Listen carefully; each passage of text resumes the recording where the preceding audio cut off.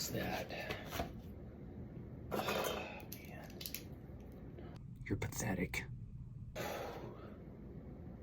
No. You're full of shit. You know, this is why your mom ditched your stupid ass. This is why your dad was never around. This is why he was at the bar till 2 a.m. every fucking night. Because you aren't worth spending time with. You just can't get shit. You're such a baby. Why do you think it is that your father preferred the company of whiskey and alcoholics to spending time with his only son? Is it because you're special? Is it because you have something to offer this world? I don't know what you're talking about. That's not even me anymore.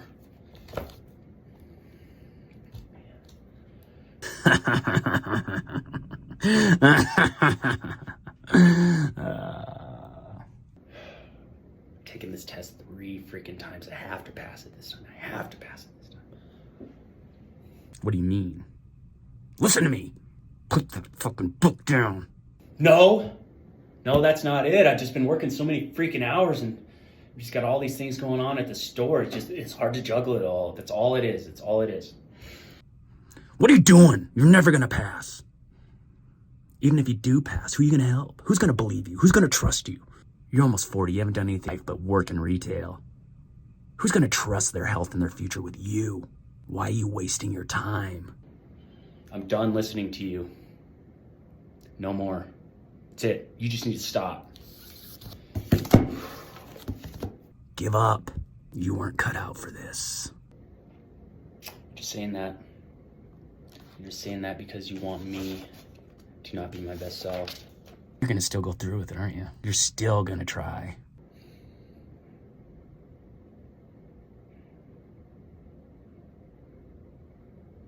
You're wrong. This is going to work. This is my mission, and part of my mission is to silence you. You're just gonna be disappointed. I'm stronger than you. Haven't you forgot your... Your words cannot affect me. Bye. Woo. All right, everybody. Welcome to the Sovereign Mind, Body, and Soul podcast with Coach Jerry. I am your host, Coach Jerry. And I do need a little minute after that. So that was something that I was a little bit reluctant to share. But I thought it was so appropriate and so fitting for today's topic. Today's topic is one of my favorite things in the world to talk about. In case, for those of you who don't know, I started this podcast to share my heart and soul and the truth about health and rehabilitation. I firmly believe we all have the ability to break the programming that has been ingrained into us. And that programming has led us to believe that we always need a doctor. We always need a pill or some sort of drug or something to take whenever we feel bad. And quite honestly, that's morphing into the holistic, natural healing world as well. But that's something that, it's our job to be able to discern through that. So, and the actual truth is that your body was made to heal. Like your mind, body, and soul complex will guide each other to the solution. That's just the way it is. And today's episode is brought to you by something I'm very excited to bring to you. This is Jerry's Organic Superfood and Supplements lineup. I've partnered with a company who provides the gold standard in supplements, meal replacements, and the highest quality CBD on the market. Click my Linkfly link in my bio and you can save $50 today. So I know that sounds kind of ironic after what I just said, but quite honestly, that's the reason why I did it, is because there's so much out there as far as people just recommending taking this supplement, take this drug, take this supplement, take this drug, right? And the fact of the matter is it's got to be a good combination of both worlds. You got to use excellent discernment, right? When we are navigating our rehabilitation process and our healing process.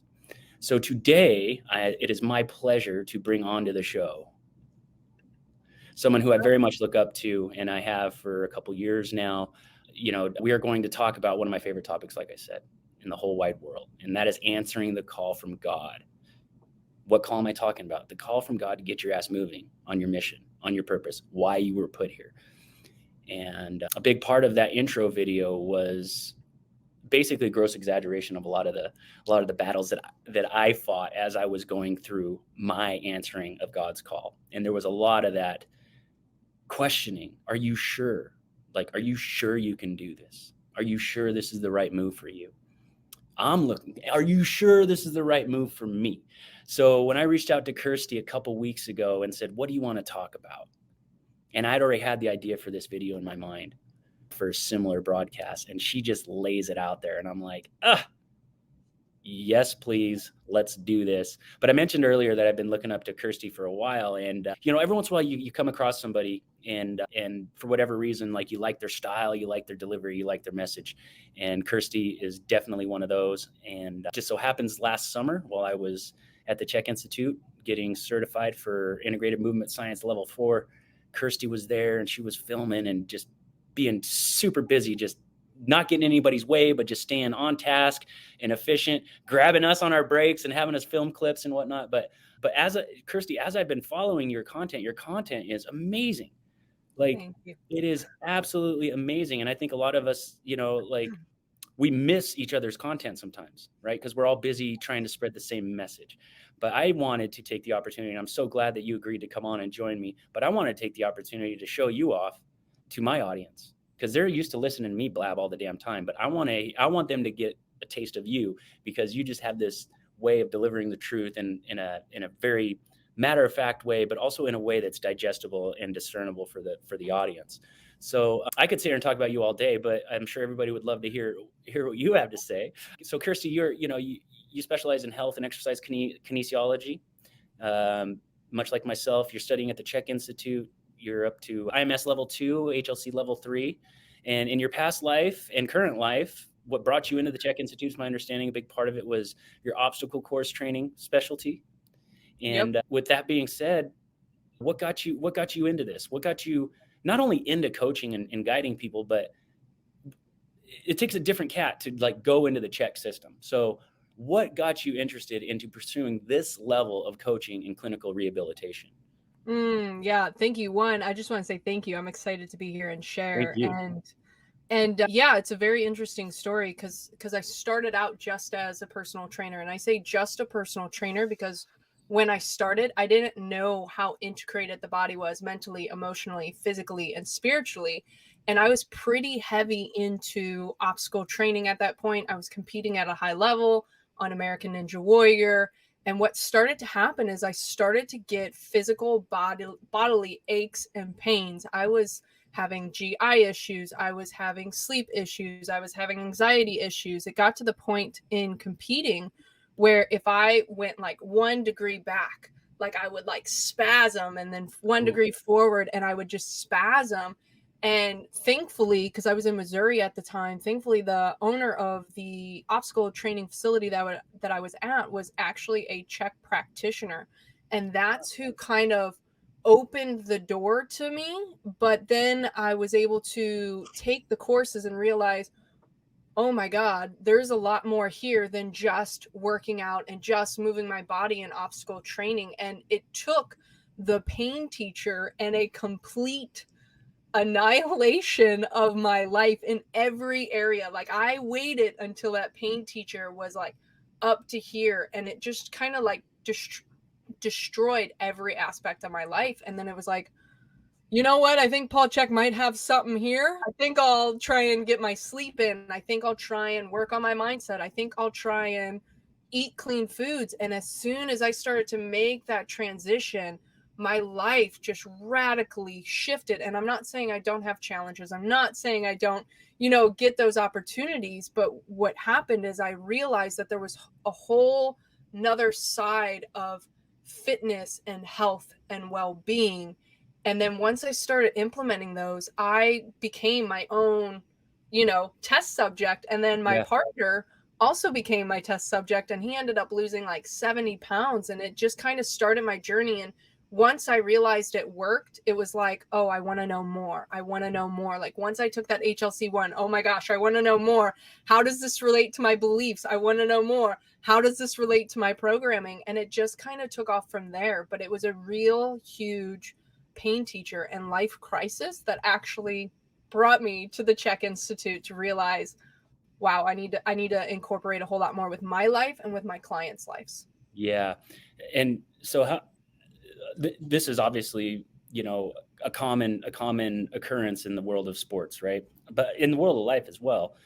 But quite often, I don't know about you, but the pattern I see in people is one thing I've kind of adopted lately as a message is, is, we live in this area between pain and injury, right? And this is like where most people like spend their time and energy in trying to figure it out.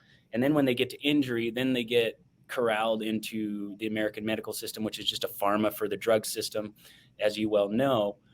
But before then, there's a lot of opportunity to optimize your situation. And like you mentioned earlier, the pain teacher, that's really God communicating with your soul, your mind, your body, and being like, hey, if you get this taken care of, you might be able to like get on that mission for you that we got for you.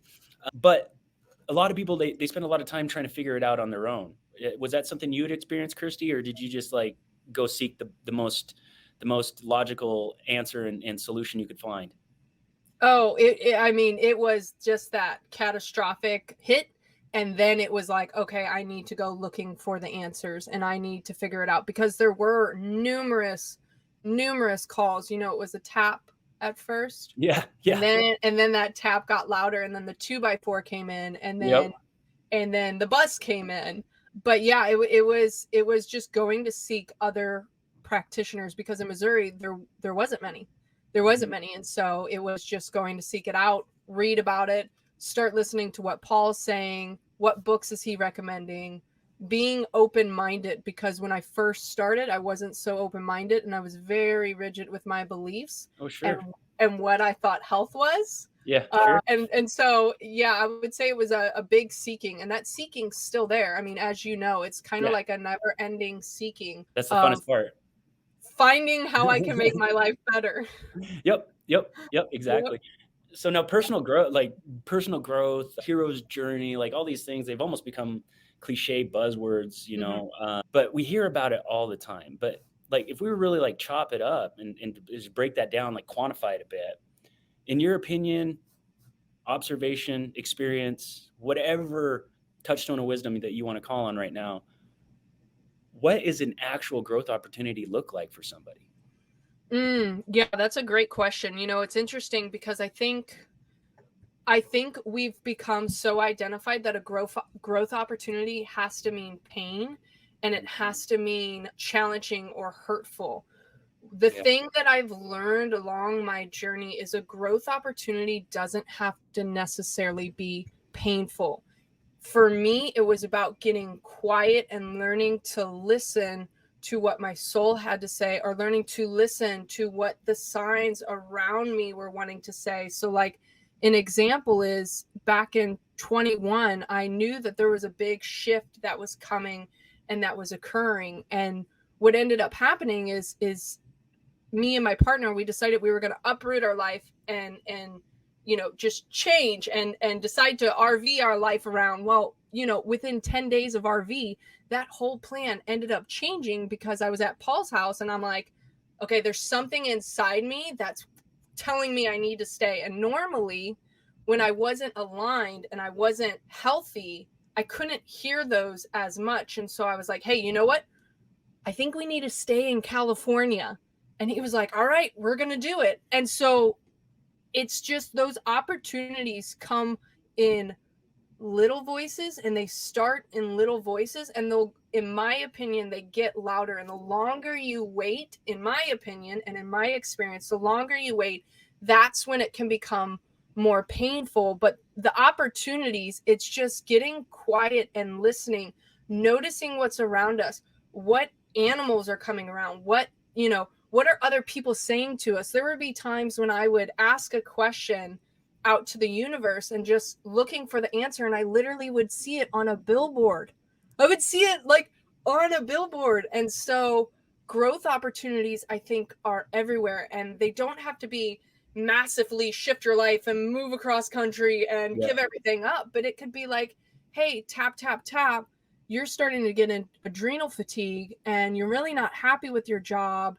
And here's a growth opportunity for you to choose to go deeper into yourself and find what you really love in this life, or stay here and kind of feel it a little bit longer. And that tap gets louder and louder. And so for me, especially when I was unhealthy, I didn't hear the taps because I didn't trust myself. And then when I learned to get quiet and listen to that voice and trust myself, those growth opportunities, I started to see them a little bit more. And trust when I make the choice to make the change for growth, it doesn't have to be so painful.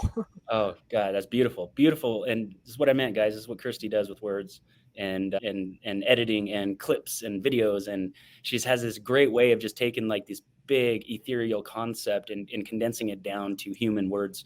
It's a beautiful gift, Kirsti. And you know, what came up for me when you were talking was Carl Jung and, you know, his theory on synchronicities. And Yes. I don't even want to attempt to like paraphrase or even quote him on it, but I will give my takeaway on it. And basically what I took from his teachings in that particular arena is basically once we stop resisting the message from source, the message from God, right, that's keeping us, the choices we're making or choosing to stay out of alignment, remain out of alignment. Once we stop resisting that, then we are open to what's causing that pain, putting ourselves back in alignment. But then those synchronicities start happening, like you were saying, and it's serendipity, it's synchronicity. And if we're not aware and we're not open to healing the pain at the root cause, if we're not open to that, we're not even gonna listen, right? We're not even pay attention. It just goes right over our freaking head, and we see that over and over again. And what you describe is, you know, what I communicate to my clients and the like is that's just being attuned to what? Right? Attuned to what? That's the big question. It's just like, now we're going to test your faith here. We're going to test your true beliefs on source and your relationship with God and what have you. So, and it does, real quick, it does have a lot of trust. Like when you are making that change, like, you know, when I first started with that, it was like, okay, change my mindset. Where is it? And it's like, you know, allow it to process, allow it to go. And so that what you resist persists. Yeah. And if you don't deal with it, it'll come. And then if you do deal with it, give yourself compassion, and kindness, and trust the process and surrender that, you know, you're on your journey and you're going the right way. Correct. And so this is something that, and I'm glad you brought that up because I see this a lot. And do not get offended, people. My wonderful religious friends, don't get offended by this, but I see a lot of turmoil that occurs in my Christian clients. And grew up Catholic. Yeah, a lot. Yeah, that's one. Yeah, that's a big part of it. But there is this lack of true faith that keeps them out of alignment. So, and I'm not saying that has anything to do, like, I read the Bible every day, guys. Like, you know, I look into every possible way to explore God there is within my resource realm, right? Which is like what I can find, what I have time for, what have you. But I'm very, very interested in the concept of God, but more than that, people's interpretation of God. So we have to trust that the message we're receiving is the true message, right? And that's not easy for those that lack faith, that lack the clarity, that lack whatever processes that it takes for you to stay in touch with your alignment path. So you obviously have full faith that the path you're on, as do I, that the path you're on is in alignment with your soul's mission, which comes directly from our Creator, in my humble opinion. You can't convince me otherwise. So what would you say to somebody that says, yeah, Kirsti, how does one know? How does one know that we're actually following the calling from the source? Well, the first thing that I would say on that too is like the fact that you have doubt come in is totally normal. Yeah. It's totally normal. It's a muscle. It's a, you know, there's numerous times when we moved out here, we had a lot of challenges up front, but we were creating something new. And there were moments where I did have to pause and stop and say, what is my end goal? Where do I want to go? And my overall end goal is, does it make me happy? Does it make me happy? Is going on my journey making me happy? Is making this choice making me happy? Is the change that I'm looking towards, does that make me happy? And it doesn't mean that doubt never comes in. Of course, doubt can come in, but that's just a voice. That's why I loved your introduction is, you know, my inner critic, her name's Olga. Her name's Olga, and she's this old, like, old, like super kyphotic, has a cane. And so when I see, Dowager's hump. yeah, completely horrible smoker, like has raspy voice and a cane. And I picture when I'm having this doubt come up and I'm having these thoughts come up of like, oh my gosh, am I really on the path? Am I really in alignment with where I want to go? I think about almost identifying it with her, and she's got her little cane and she's just poking me and stuff like that. And I think that that can be a good thing, because if you're just blindly going on this path being like, woo, we're going to do this, and I'm not going to think about it, you can miss the signals that maybe you were going down this path and now it's time to pivot over here, and now it's time to pivot over here. But Yeah. getting really quiet with yourself and asking yourself the powerful questions. What is my end goal? What am I hoping that it looks like? And when I say end goal, it might just be end goal for this certain dream, because, you know, once you get one goal, you create another and you create another and you create another. But taking those moments to pause and ask yourself, what is my end goal? What choices am I making? Am I happy? Am I enjoying the tribe that's around me? Who am I wanting to become? Am I making those choices in this time to be that person? And when reflecting on those, if you're like, no, I'm not happy, or no, the choices that I'm making aren't creating more happiness in my world, then I would look at what is your goal. Maybe it's more ego driven than it is soul driven. And having that authentic look, like when I was on American Ninja Warrior, was, you know, it was really ego driven. I wanted people to see me and I wanted people to know who I was.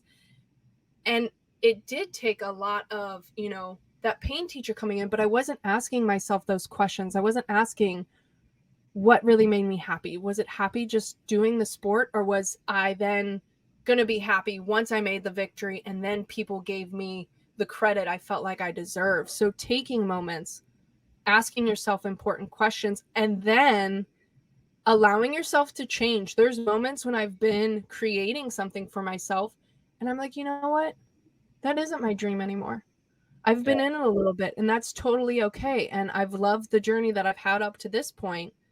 But I think I would be happier more if I started changing my practice over this way, or if I started seeing clients in this way, or if I started to create my life this way, and giving yourself permission to change your mind. But it really comes down to honest, authentic conversations with yourself, and then honest reflection of your life and your choices, in my opinion. Totally, absolutely. And so much there to unpack. And there's a couple things that came up there that for us, they're just givens, but for the audience, they might not be. And one thing, before the comments start coming in, or the DMs, or the, you know, the what have yous that start pouring in, guys, we understand that everything that we do has to be based on solid foundational core values, and, you know, really getting in touch with your true purpose and what have you. And everything Kirsty's talking about, that work would have already been done. So that is absolutely foundational. And then what I love about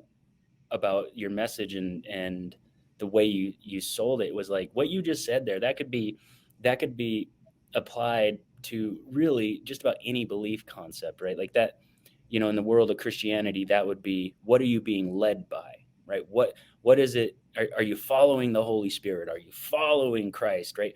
And then we get in arguments about things that don't matter. But the whole purpose there is like, how does Kirsty know that it's okay to switch paths after she's already established her dream, you know, and this is a step to the dream, and then she can switch, right? And not feel like she's lost touch with living in alignment. And the answer is because if you are guided by your soul, which is connected directly to God, if that is what is guiding you, then that is the only time it's okay to do that, in my humble opinion, right?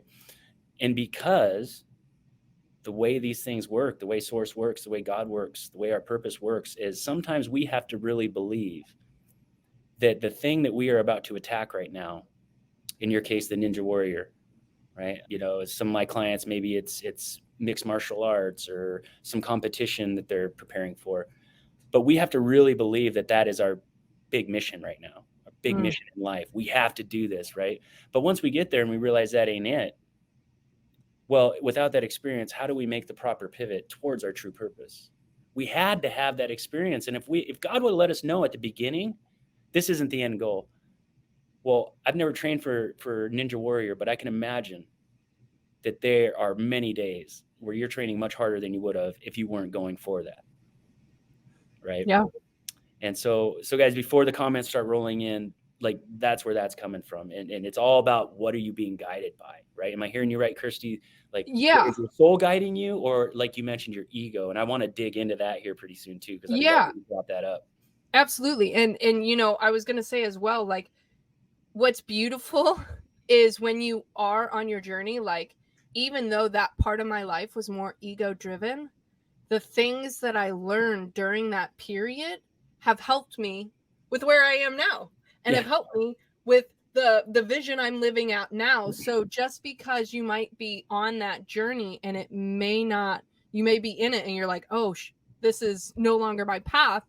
Don't think that that time there is going to go to waste. By no means. That's so important in the end result of stuff that it matters. Yeah, exactly. I mean, you can't build a house with just concrete and rebar, but when it's time to pour the foundation, there's nothing more important than that, right? Exactly. That is all of a sudden the number one thing that we're focusing on.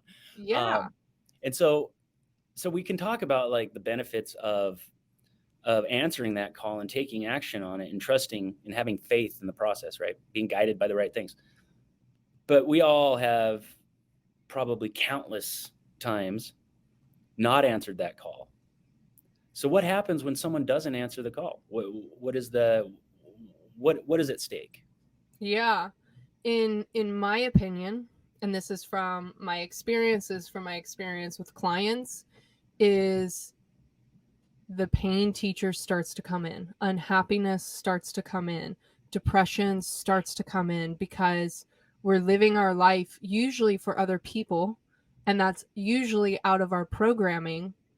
And we start feeling almost this stagnation, or for me, I felt this stuck feeling, like I was in a box, and my health started to decline and my behavior started to become more erratic, and I was lashing out at the people that I loved, and I was lashing out at myself. And so for me, in my experience and all that, is it starts to pull you away and create almost your own hell on earth versus your own heaven on earth. And I don't want to say like just because you follow your soul, you're not going to have challenges. Like, you know, the last 4 or 5 months of 2022 was very intense and very emotional, but I still knew that even though these were tough decisions I had to make, it was clearing things out.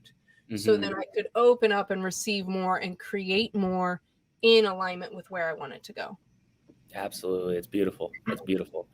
And so we've talked about ego a little bit, and I guess now is the time to unpack that. So would you share with the audience like what you would say the difference is truly between the ego and the soul, and why are they both necessary, if they are both necessary?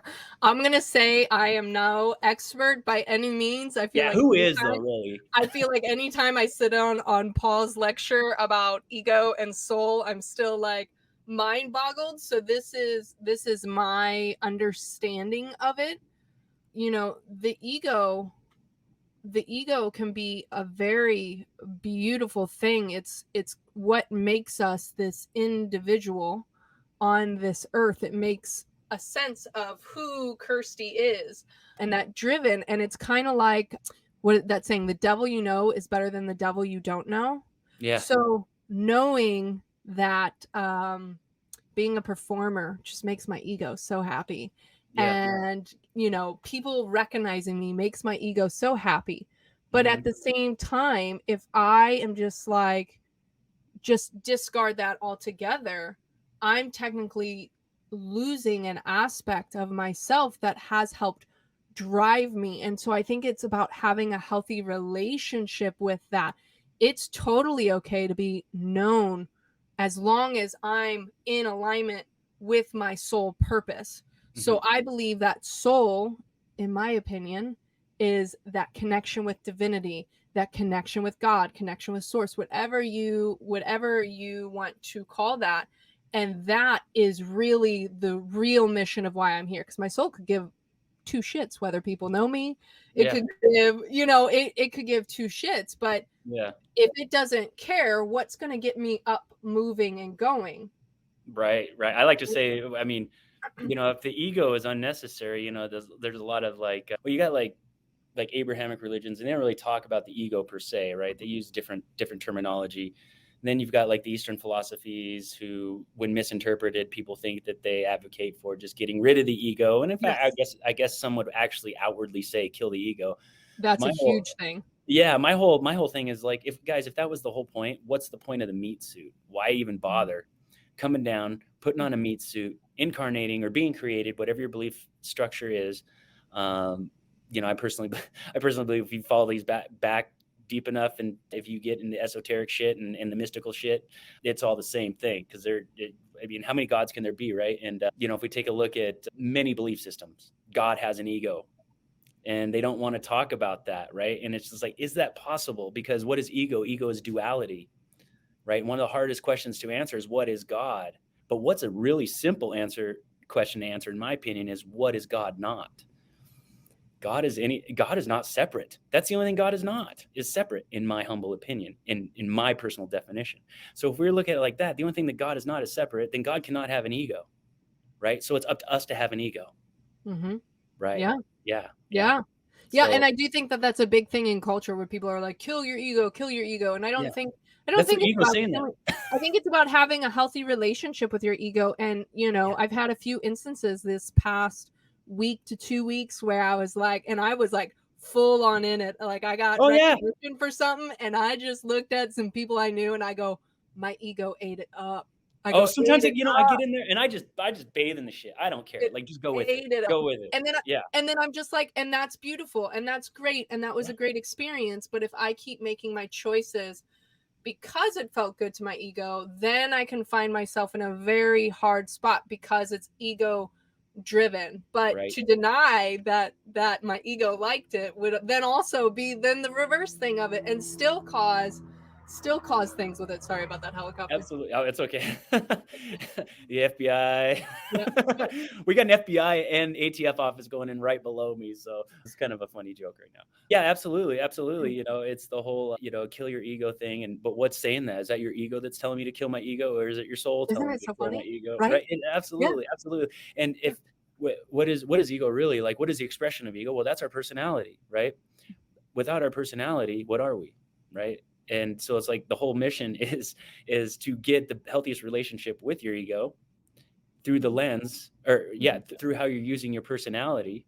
And the more that you can effectively use your personality, the more your ego and your soul are working together as opposed to apart. And what's the problem? Your personality. So let's just, let's just look at it for what it is. That doesn't mean kill the ego, because then you kill your personhood. You're not a person, It's like equal to, in my opinion, it's equal to the shadow. If you don't look at the shadow and you don't deal with the shadow, it's going to come up. Exactly. And one might argue that's our whole mission on this rock, right? That's the whole reason why we're doing this, right? Is to expose all those shadows, because in the ethereal realm, there are no shadows, right? I mean, it's just, what's there to hide? There's no ego. There's no personality. There is no person, right? It's just you. Here I am. Yeah. So anyway, I think it's all, it lies somewhere in between, probably in between like some strict religious perspective and like, it's all just a game. It lies in there somewhere. Like, the answer is in there somewhere. And we probably wouldn't be able to describe it with words anyway. It's like, we've got 2-dimensional words to explain an 11th dimension concept. Like, it can't be done. It can't be done. It cannot be done. As soon as we put it in words, we've ruined it. Oh, gracious. Oh, yeah. I mean, I was at a Bible study a couple of weeks ago, and if any of you guys are watching, I love you. It was, we got into a couple semantics, right? And it was like, one of the ones that just cracked me up was like, do you believe this is the written word of God? And I'm like, that book that you got your hand on right there with your name on it. Yeah. Man, we're going to have to clear some shit up before I answer that question safely, because first of all, what is God? Right. And then that's where it started. And then it just boils down to, well, either that book's the written word of God, not the written word of God, or every book is the written word of God, because where does God stop? Right. Yep. and we can keep playing this game. I got a lot of shovels. Let's keep digging. Like, let's keep going. Right. Yeah. And so knowing that obviously there is a difference between the two, and, to be guided by one and not guided by the other, like that leads to over and under expressing who we truly are. Mm. Right. And would you say that in your past life, being guided by the ego more so than the soul, what were some of the shadows that created in your life that you are now glad that you've illuminated? Tons of insecurities. Tons of insecurities. Tons and tons of insecurities of, not being enough, not being smart enough, not being the best Chek practitioner, not, Right. All the Chekies are like, we're not Paul. Yeah. Yeah. When it comes to business relationships, over finding myself in burnout and fatigue because I didn't feel like I was enough. And so I felt like I had to do more. And then I would stay up late doing stuff. And then, in personal relationships, not feeling worthy enough to call in beautiful partners to be with, and then just not thinking that I'm worthy for the life that I truly want to live. And those insecurities just came flooding out, like so many of them. And then once I started to acknowledge them, it was great, because it was like, it's okay to be insecure about that and then work on it. Like, okay, if I'm insecure and thinking my work's not enough, where did that come from? Where does that belief stem from? Who told me I wasn't enough? Why am who I says what enough is? that? Yeah. What who determines that? Yeah. Where's What's enough? the line? Yeah. Yeah. Where's the line? And so it was tons and tons and tons of insecurity. And it was almost like this vicious cycle of the insecurity would come up. So I would make an ego-driven move to try and like hide it. It's kind of like stuffing things behind you, or like a toddler thinking they're getting away with something, but they're not getting away with anything. And it just built and built and built. And it was like this cycle of insecurity, ego-driven thing, another insecurity came on top of it, ego-driven thing. And so by the time I chose to look back at it, it was a big old pile of insecurities that I had to deal. Well, I didn't have to. I chose that it was finally time for me to look at them and deal with them, because it didn't feel good. Right. Yeah. And like, how many people listening to this now or later are going to hear that and go, that's me. Right. Guess what? That's everybody. That is everybody, right? Like, who is that not describing, guys? And what she just said is to the point. It doesn't matter who you are. It doesn't matter who you are, so long as you don't know what enough really means. You don't know what adequate really means, right? Because for all intents and purposes, it's bullshit, made up fallacy, fantasy land, la woo woo, fluffy, airy fairy shit, right?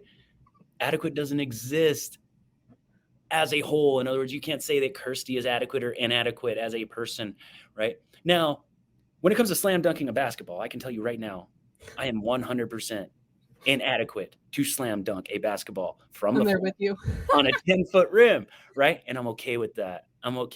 Right?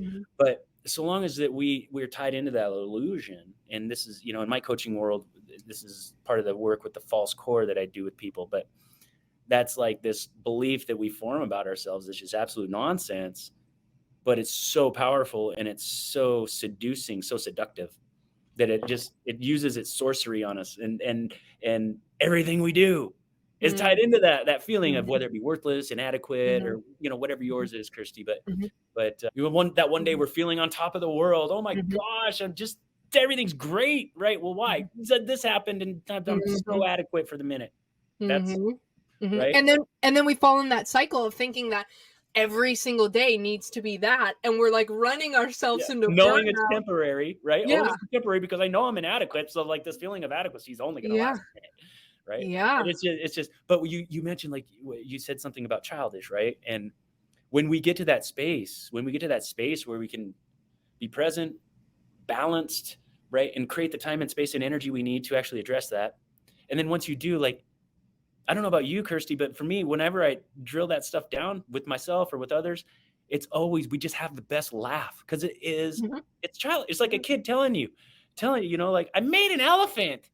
That's not an elephant. That's a blue. Oh, that's cute. Oh, that's a cute little elephant. Yeah, thanks. I'm gonna put it right here. Right? It's just like Yeah. almost a similar process once you get there. Yeah. But when you're in the middle Yeah. of it, it's just so like real. Yeah. Well, and not only that, like as you're through it, like, and this is where, like, I think, at least for me, my ego was like, don't show emotions. How dare you? Like, how dare you? You know what I mean? Feel. And like the biggest thing was like when I gave myself permission to feel, and it's like, oh my gosh, it's okay to Mm. cry, or it's okay to just be in complete pleasure, or it's okay Yeah. to like whatever. And it's like, oh my gosh, we're throwing all these crazy rules on ourselves and we're Yeah. just passing them down. And it's like, no, like, I don't agree to that. I don't want to pass that on.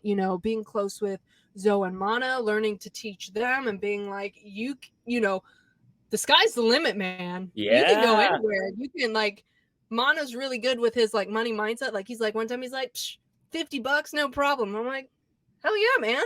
Yeah. Hell Yeah. yeah. Yeah. Get that, and I think it's about encouraging that. And Totally. Yeah. Kids are yeah. just so, I mean, you can get a kid to be individuated so quick. Like, you know what I mean? It's just like, of course that belief is silly. Why wouldn't it be silly? Right? It's like, yeah, I Mhm. can do this.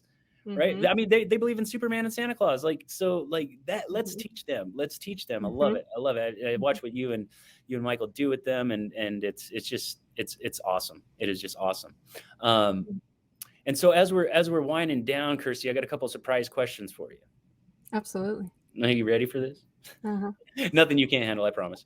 But the first thing I want to ask you is I'm sure you've paid attention to my content, and a big focus of my attention is on the absolute sorcery and manipulation that has gone on these last Mhm. 2+ years, right? Mhm. How they really just showed us how stupid they think we are.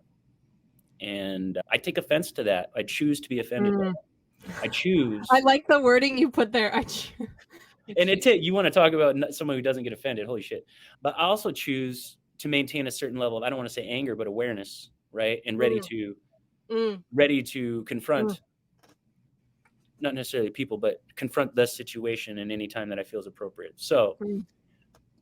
that being said, obviously not everybody agrees with me, and that's okay. But what is the biggest takeaway that you could say you've hung on to from the last couple years, personally, and what you've observed from the collective? When you mean hold on to, what do you mean? What is a takeaway you've gotten from the last couple years? Oh, well, what's great is I think they both are in the same category. I Okay, think all my right. personal and the collective, self-responsibility. Mm. Self-responsibility, taking care of your health, showing Yeah. up for yourself, not creating a mommy and daddy figure to tell you what you need to do, because self-responsibility is not allowing yourself to be brainwashed, is not allowing, doing the full research.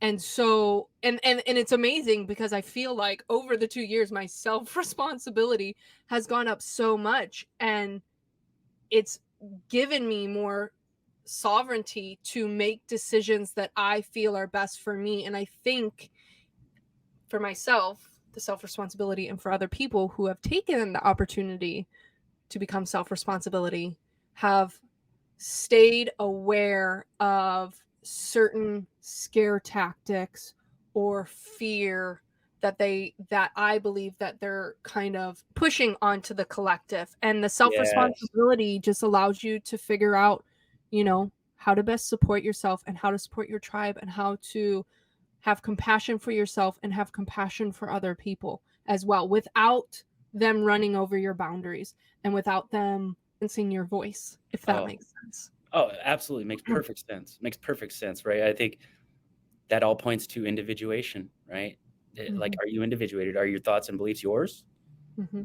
And like you said, that personal responsibility, and you brought something up that's very, very poignant, even though that people weren't really listening closely, they might have missed it. But I'm not like, not individuals, but I am going to call out the coaching industry, the health coaching industry, and in particular, the holistic health coaching industry. And here is why.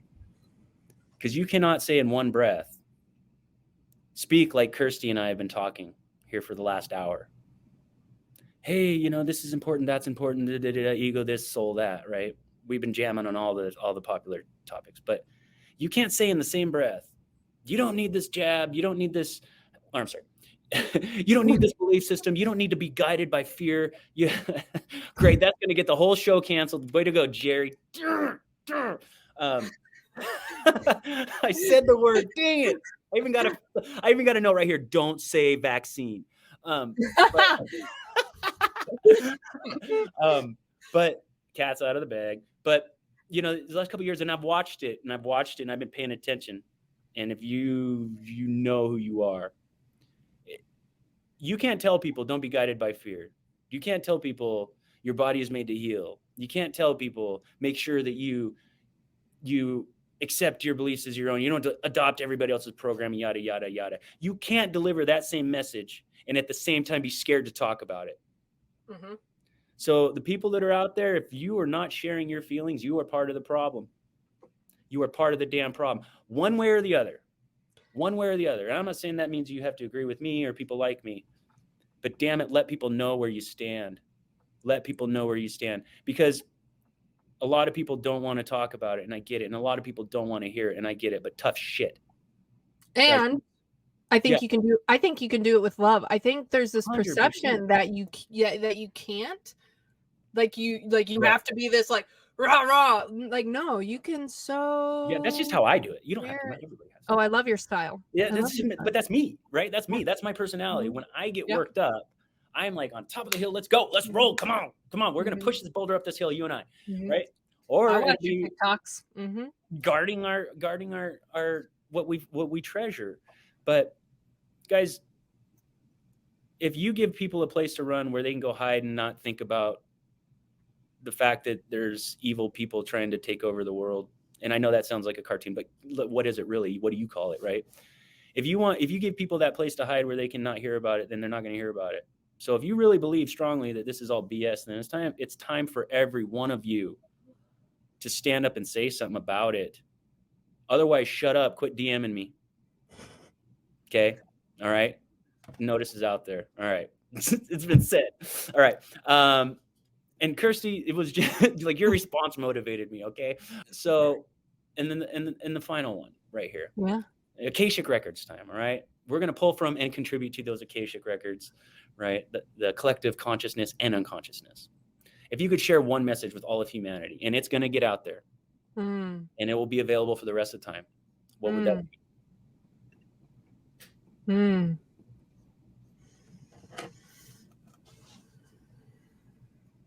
Always be yourself.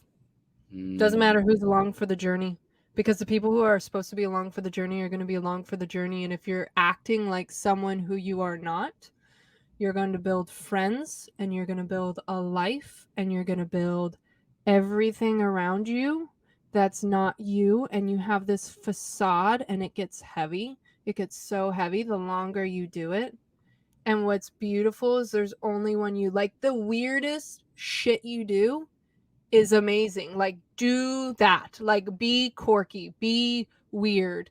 Do that thing, because that weirdness and that quirkiness and that point of view is what's going to bring in your authentic tribe. That's what's going to bring in the authentic life that's you. And you don't have to have all these different masks of like, okay, I'm going over here and I'm throwing on this mask, or going over here and I'm throwing on this mask.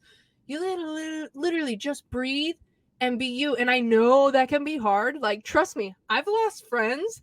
I've disconnected from some family members. I've gone through some of that stuff. And I've also called in more tribe that's more aligned with who I am. I don't feel like I have to hide who I am. I don't feel like I have to hide my weirdness. You know, I was talking with someone today about like not feeling like I have to be someone different when I'm doing something live versus pre-recording it. Like you just you just get to be you. You just get to be you. And you're not gonna attract everyone, and that's okay and that's good. But when you're you really get to align with a life that you love, in my opinion, and in my experience and things that I have liked. And it can be scary at first, especially when you're by people who aren't supportive. But if you just keep going and don't let them throw water on your light, like protect that light. Like I used to think about it as like, I think I read it in a book, it's like an egg, and it's a delicate egg, and not everyone gets to hold it because it can drop. It's fragile. It can crack. But the more you nurture it, it's going to get bigger and it's going to get bigger, and you're going to have tribes. And I mean, like, you know, the people by me, I am just like who I am, and learning to do that on social media. That was the biggest thing. I post when I feel like posting, and I'm going to post on what I feel like posting about. And if you want to watch, great. And if you don't want to watch, great. That's cool too. Sounds good. And be yourself. Be yourself. I love it. I love it. One can never know if they are in the wrong circle, if they never reveal who they are within their circle. Right. So beautiful. Kirsti, I think that's the perfect ending right there. There's nothing I can add to that. Where can people find you? I will put your website in the show notes, but is there places on social media they can find you and stumble across your brilliant content? Beautiful. Thank you for that. Yeah, absolutely. They can find me both on TikTok and Instagram at Kirsti.Pratt, and that's KIRSTI dot period, like period, Pratt, PRATT. And yeah, like I said, I put out things that I feel called to. Sometimes I post once a week. Sometimes I post multiple times a week. You get what you get. And if you like the journey, wonderful. Yeah, it's well worth the follow, guys. I can guarantee that. All right, Kirsti, well, I thank you for everything. Stick around for a couple minutes. When we're done here, I'll give you details on what we're doing after this. But guys, I thank you for tuning in. Check Kirsti out. If you don't follow her, give her a follow. And she's just getting started. I can't wait to watch your journey unfold. And as always, guys, if you ever need anything, I'm available for you. You can reach out to me on DM. You can reach out to me on email, jerry@biohacking-truth.com. Text me. Give me a phone call. I don't care. It happens all the time. 406-241-3763. Again, that's a direct line. And one more time, I'm excited to share with you my superfood supplement line and meal replacement line. Click the Linkfly link in my bio. You can save $50 today by making your first purchase. I thank you guys for tuning in. Keep an eye out for your Substack and Spotify subscriptions. This will be uploaded very soon. But until next time, peace, much love, and live well. Thank you. Thank you.